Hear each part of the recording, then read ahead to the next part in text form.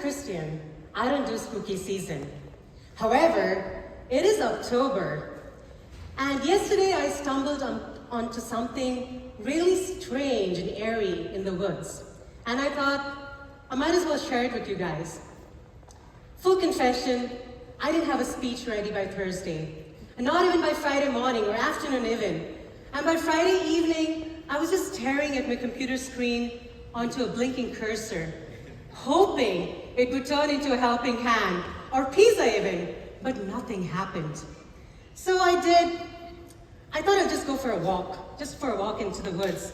And you've probably heard of those weird stories of strange ladders in the woods that lead up to nowhere, and mysterious doors that you shouldn't open because if you do, people apparently vanish. Well, I guess I didn't get the memo, because I saw not one, but 2 doors, and I walked through both of them. Good news, I'm still here. Or am I? Maybe I'm someone from a parallel universe, or another timeline even. The thing is, most of you don't know me, so how would you tell the difference anyways, right? Right there on the trail, I saw 2 doors. A big golden door, tall as a giraffe's neck, and the other door was a raggedy old door, and it looked really bad. And I was like, well, this is a no-brainer. I'm gonna go for the golden door. And I checked under the mat. I was looking for keys, trying to open it. And apparently, they do good housekeeping even in the forest, because I found a giant set of keys with more keys than on a grand piano. Click, click, click. I tried every single key, and finally, I was able to get into the door. The door finally creaked open, and I walked into the door. Looking back, maybe I wasn't meant to walk through. Maybe those keys weren't meant for protection, but they were kept not to let people get into the door, because the people inside, they welcomed me with the warmth of a brick wall. A banner dropped from the ceiling. Welcome to Stillland. And all of a sudden, I started wandering around in through the door. At first, it looked really amazing. There were people on hammocks, sipping sparkling drinks, and soft lights all over. It seemed welcoming, but something was off. No one smiled, no one talked. I tried to say, "Hi, how are you doing?" But no one replied. They just turned their backs on me and walked away, as if I asked them to explain TikTok or something. Yeah. I kept wandering deeper and deeper into the woods, and I saw a tree right in the center.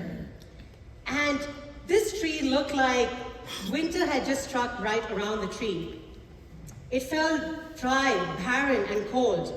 I sat beside it, feeling really rather cold, but not from the weather, just mainly from the attitudes of the people around me. And I felt rather unwelcome and sad and lonely. I felt like I didn't belong there, and I just wanted to leave. And then all of a suddenly, pop! There was a golden light, and a butterfly appeared. Christlyn Garrett said, "If you would choose again, would you choose the other door?" "Yes," I whispered. "Anything but this horrible cold place." The butterfly smiled and handed me a few daisies and said, "Eat this." I blinked. "You want me to eat a flower?" It nodded its head, said, "Trust me." So I did. I also collected a few daisies for later. I have one right here with me. I mean, how do you think I got here for Fall Fun Day?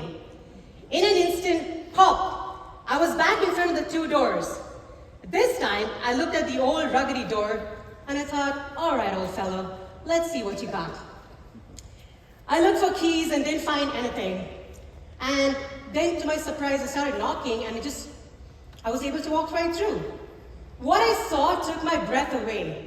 There were colors. It was beautiful, rainbows and butterflies all around. And everyone seemed welcoming. Children were playing, people were laughing. Strangers were gathered in circles, sharing cocktails and talking and sharing ideas, stories. And in the center stood a big, magnificent tree. And it was flourishing. It was towering and alive with beautiful fruits on it, and children were playing on its branches. Now I was thinking, what is this place? And then again, the butterfly popped up and asked me again, Chrislyn, do you know what this place is? This is Sparkville. Now in Standstill, people are rather unwelcoming. They don't want to share ideas. People are selfish, they keep to themselves. They don't encourage any new thoughts, and they're all isolated. They're kind of suspicious of people. But in Sparkville, people give freely. They share, and that's why the tree is thriving, because this tree thrives on ideas. And I was happy. I decided I'm going to stay here. And the butterfly said, welcome, Chrislyn. We are glad to have you at Sparkville. Fellow Toastmasters, sometimes the golden door looks beautiful, but always choose the one that might look unwelcoming. Because sometimes behind the braggedy old door might be your Sparkville. Thank you, and God bless you all. Have a wonderful day.